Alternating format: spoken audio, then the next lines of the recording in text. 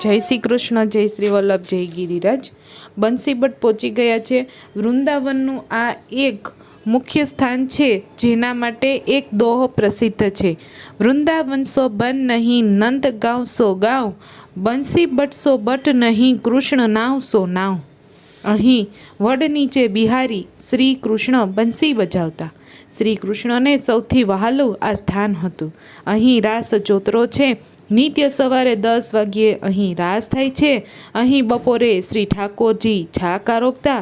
અહીં શ્રી મહાદેવજી ગોપીનું રૂપ ધારીને રાસના દર્શન કરવા આવ્યા હતા. શ્રી ઠાકોરજીએ શ્રી મહાદેવજીને બંસીભટ્ટમાં નિરંતર રહેવાની ઈચ્છા પૂર્ણ કરી, જેથી મહાદેવજી ગોપેશ્વર નામે કાયમ બંસીભટ્ટમાં બિરાજે છે. વૃંદાવનમાં યમુના ઘાટ, કેસી ઘાટ. ભગવાને અહીં કેસી દાન વનને માર્યો હતો.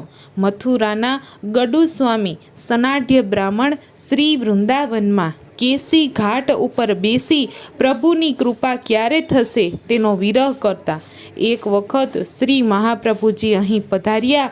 આગલા દિવસે રાત્રે શ્રી ઠાકોરજીએ નિંદ્રામાં આજ્ઞા કરી કે તું શ્રી મહાપ્રભુજીનો સેવક થજે.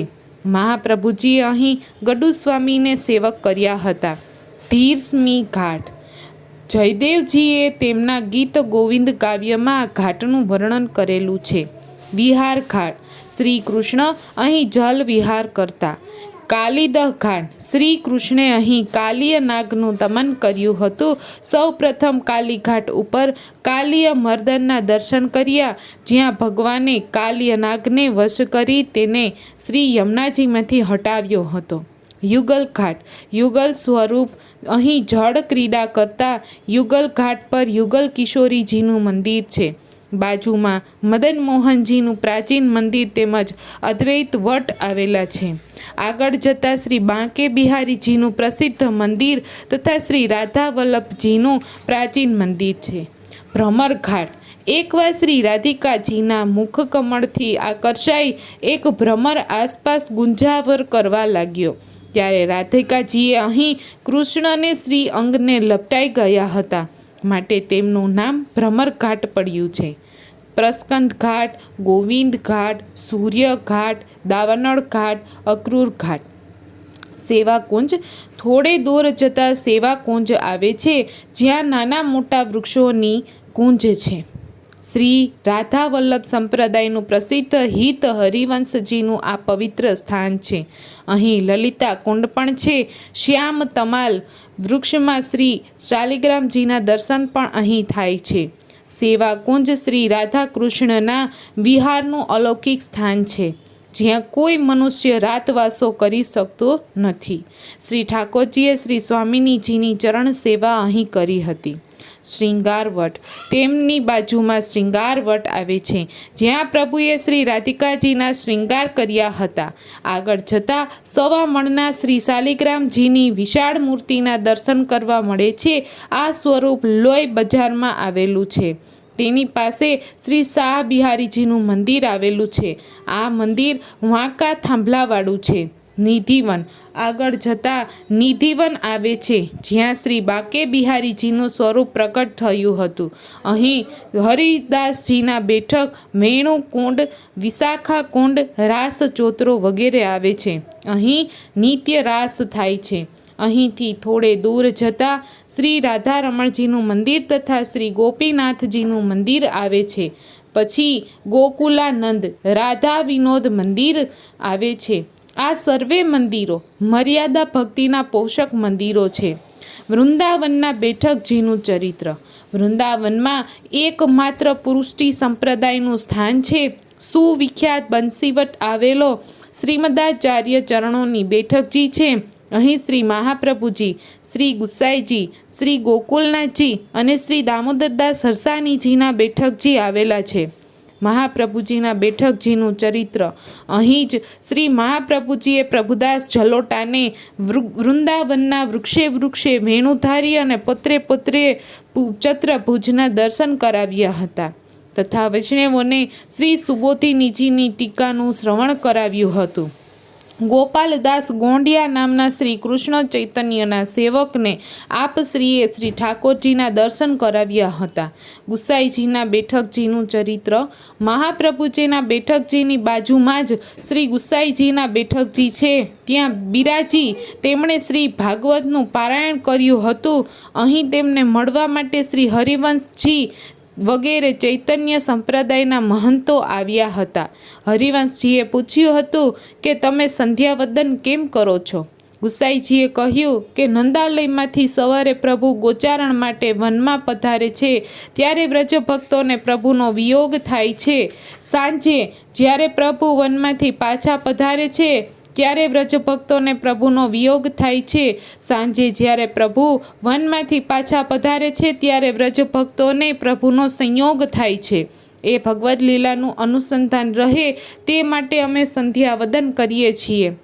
આ સાંભળી સૌ ચૂપ થઈ ગયા. એક મૂર્તિકાર ભગવદ્ મૂર્તિઓ લઈ આવ્યો હતો. ગુસાઈજીએ દ્રષ્ટિ તે મૂર્તિ ઉપર પાડતા મૂર્તિઓમાં પુરુષોત્તમનો આવિર્ભાવ થયો એટલે સૌ પ્રગટ દર્શન આપવા લાગ્યા. એવો ચમત્કાર જોઈ એક મહંત ગુસાઈજીના શરણે આવ્યો.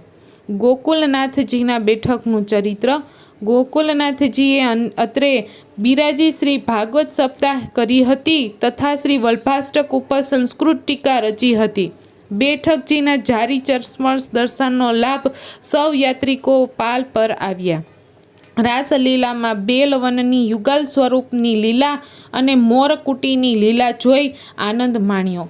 વૃંદાવનનો ત્રીજો દિવસ હતો. આજે યાત્રા પ્રથમ ગિરધરદાસ બ્રહ્મચારીના મંદિરે શ્રી રાધાકૃષ્ણ હંસ ગોપાલ સનતકુમારો નારદજીના દર્શન કરી લાલા બાબાનું મંદિર તરીકે જાણીતા શ્રી કૃષ્ણચંદ્રના મંદિરે ગયા. ત્યાંથી શ્રી રાધા માધવના દર્શન કરી તુલસી કુંજે જે બીજું તુલસી વન છે તે જોઈ બ્રહ્મકુંડ આવ્યા. બ્રહ્મકુંડ શ્રી ઠાકોરજીએ તેમના સખાઓને અહીં બ્રહ્મલોકના દર્શન કરાવ્યા હતા. આ સ્થળે બ્રહ્માજી માછલું બની આવ્યા હોવા છતાં તેમને મહાપ્રસાદ ન દેવાની ઈચ્છાથી શ્રી કૃષ્ણે ગ્વાલ બાલો સાથે છાક આરોગી હાથ રેતીમાં લૂછી નાખ્યા હતા. તે પછી શ્રીરંગજીનું પ્રસિદ્ધ મંદિર આવે છે જ્યાં ચોકમાં 12.5 મણ સોનાનો ઊંચો ગરુડ સ્તંભ છે.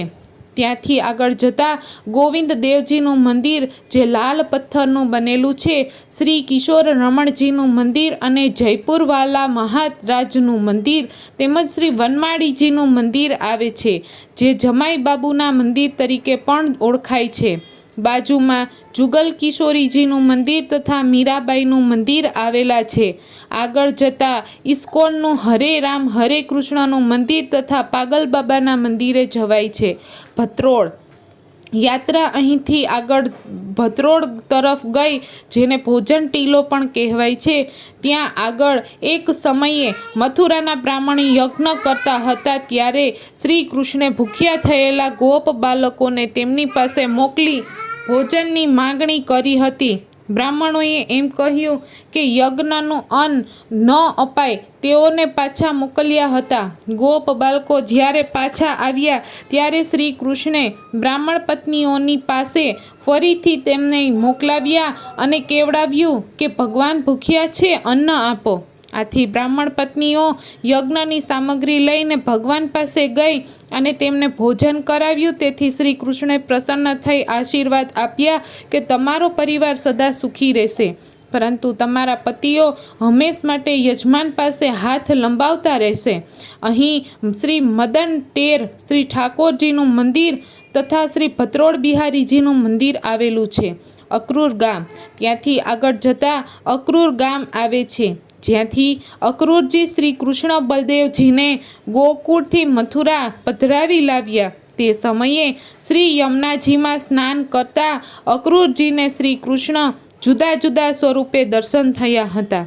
શ્રી અક્રૂર બિહારીજીનું તથા ગોપીનાથજીનું મંદિર છે. ગીતા મંદિર મથુરા વૃંદાવનના માર્ગ ઉપર ગીતા મંદિરના નામે પ્રસિદ્ધ બિરલા મંદિર છે. તેમાં ઊંચા સ્તંભો સંપૂર્ણ ગીતા અંકિત છે. ધન્ય વૃંદાવન ધન્ય યમુના ધન્ય રાધા માધવ ધન્ય લીલા ધન્ય વૃંદાવનની ગોપી ધન્ય ધન્ય વૃંદાવનવાસી ધન્ય વૃંદાવનની રજ ધન્ય વૃંદાવનના વૃક્ષ.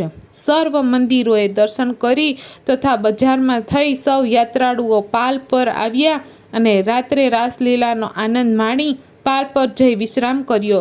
વૃક્ષે વૃક્ષે વેણું ધારી પત્રે પત્રે ચતુર્ભુજ ધારી આવું છે વૃંદાવન ધામ. આ યુગલ સ્વરૂપની વિહાર ભૂમિ રાસસ્થલી તથા ક્રીડાસ્થલી છે. રાધાજીના 16 નામમાં એક વૃંદાવન પણ છે. રાધિકાજીની ક્રીડાસ્થલી છે જે વૃંદાવન ધામ ગોલોક ધામમાં બિરાજે છે. તે જ વૃંદાવનને શ્રી ઠાકોરજીએ પૃથ્વી ઉપર પ્રગટ કર્યું હતું. વૃંદાવન પરમ મનોહર છે અને ભક્તિનું ક્ષેત્ર છે. રાસલીલામાં વૃંદાવન બંસીબટ ચોકની રાસલીલાનો આનંદ માણ્યો. હવે આમાં આવેલો બ્રહ્માજી માછલું બનીને પ્રસાદ લે છે છતાંય નથી લેવાતો. એનું કીર્તન આપણે બીજી ચેનલ ઉપર મૂકેલું છે, તો લિંકમાં જઈ ડિસ્ક્રિપ્શન બોક્સમાંથી લિંક ખોલી અને સાંભળવા વિનંતી. જય શ્રી કૃષ્ણ, જય શ્રી વલ્લભ, જય ગિરિરાજ. આજનો સત્સંગ પૂરો થાય છે. વિડીયો ગમ્યો હોય તો લાઈક શેર સબસ્ક્રાઈબ કરજો.